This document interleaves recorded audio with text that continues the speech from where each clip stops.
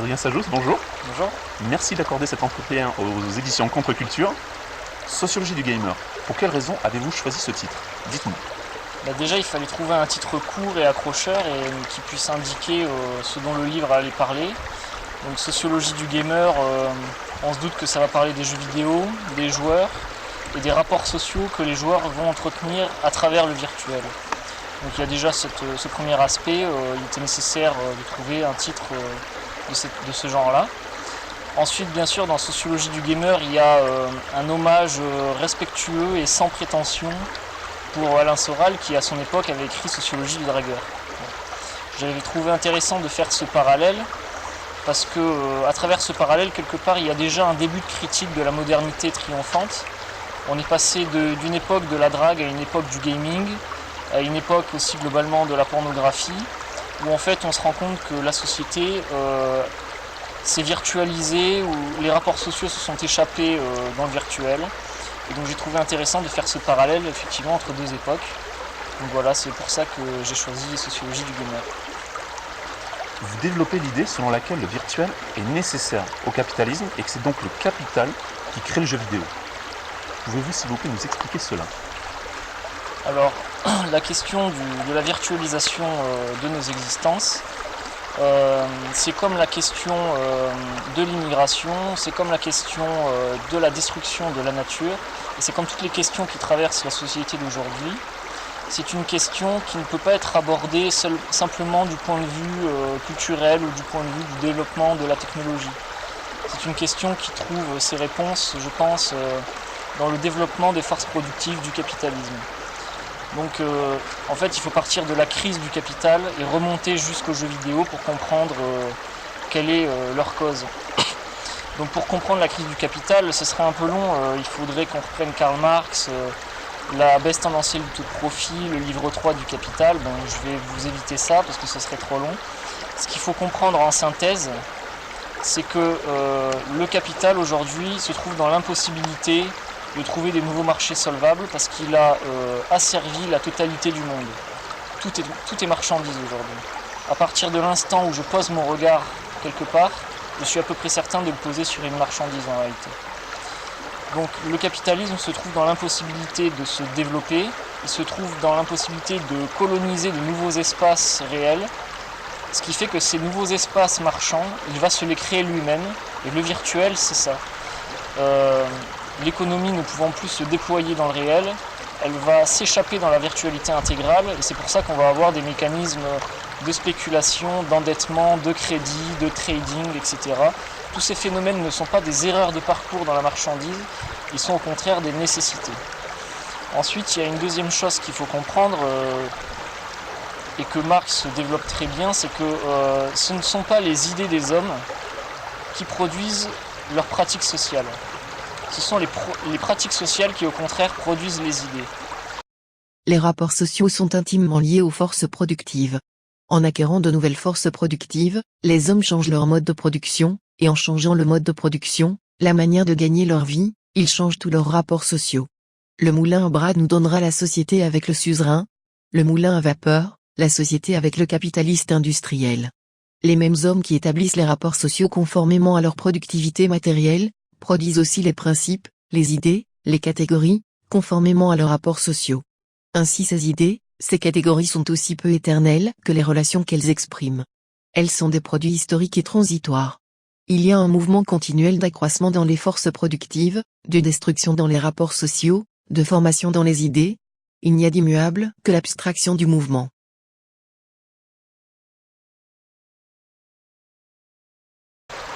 Nous sommes aujourd'hui dans la société probablement la plus individualiste et la plus narcissique qui ait jamais existé. Mais si on est aujourd'hui dans cette société, c'est pas parce qu'un beau matin, les gens se sont réveillés en se disant « Tiens, nous allons devenir narcissiques et nous allons devenir individualistes ».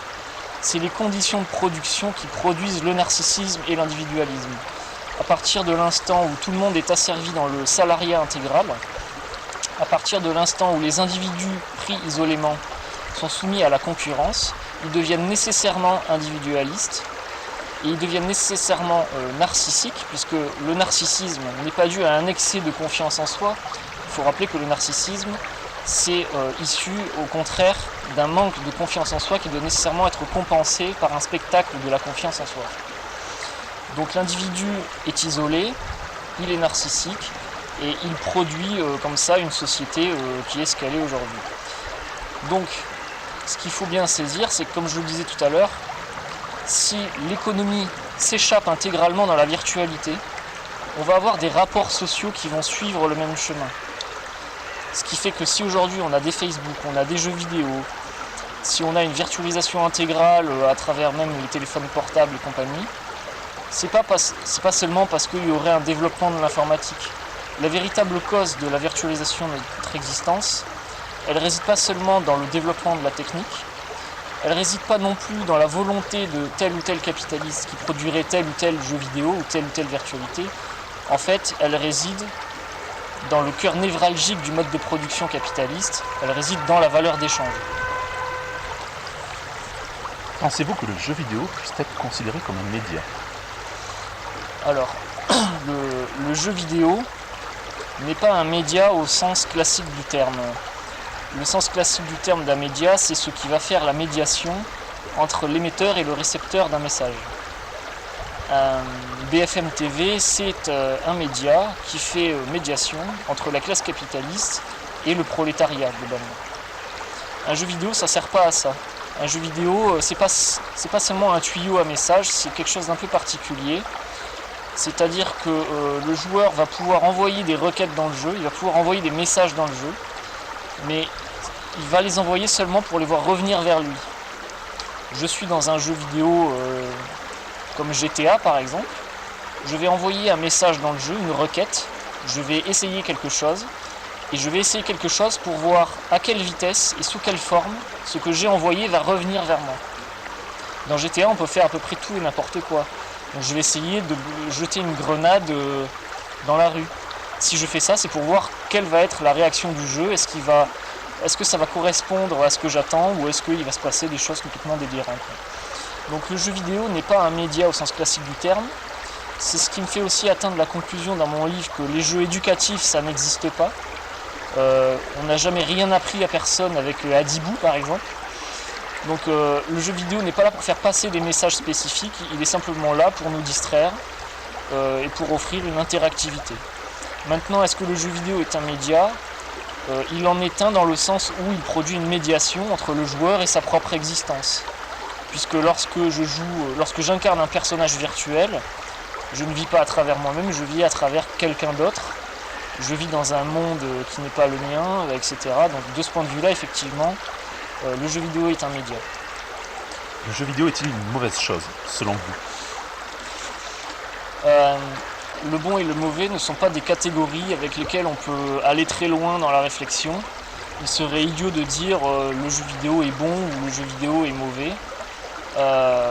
Karl Marx ne dit pas du capital qu'il est une bonne ou une mauvaise chose, il dit seulement le capital est ce qu'il est. Donc dans la critique radicale, il n'y a pas le bon et le mauvais, il y a le vrai, il y a le faux, et il y a ensuite la synthèse dialectique du vrai et du faux qui nous amène à la vérité. Produire la critique, c'est comprendre le rapport dialectique entre le vrai et le faux pour faire émerger la vérité de ces deux aspects-là.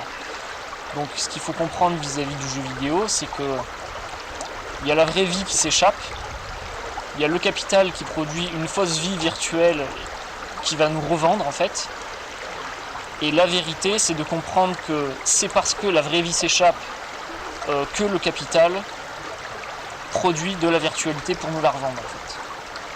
Je sais pas si c'est très clair. À votre avis, vers quoi les jeux vidéo sont-ils amenés à évoluer? On a aujourd'hui les nouvelles technologies qui permettent d'immerger totalement les individus dans le virtuel, avec les casques de réalité virtuelle, les VR et compagnie. Et l'avant-garde du capital au niveau de ces technologies, ça va être évidemment la pornographie. On voit aux États-Unis tout un ensemble de sites pornographiques qui innovent dans ce marché-là. Et on voit évidemment les Japonais qui sont à l'avant-garde de ce genre de trucs, qui produisent déjà des jeux vidéo pornographiques qui vont être adaptés à ces technologies-là. Donc vers quoi les jeux vidéo vont-ils évoluer? À long terme, ils vont évoluer vers une immersion dans la virtualité de plus en plus accrue. Donc on a effectivement ces casques de réalité virtuelle. Et naturellement, je pense que le virtuel, après s'être emparé des rapports sociaux, va tenter de s'emparer des rapports sexuels. Et donc il va évoluer vers des jeux vidéo pornographiques et des choses qui vont être associées à ça.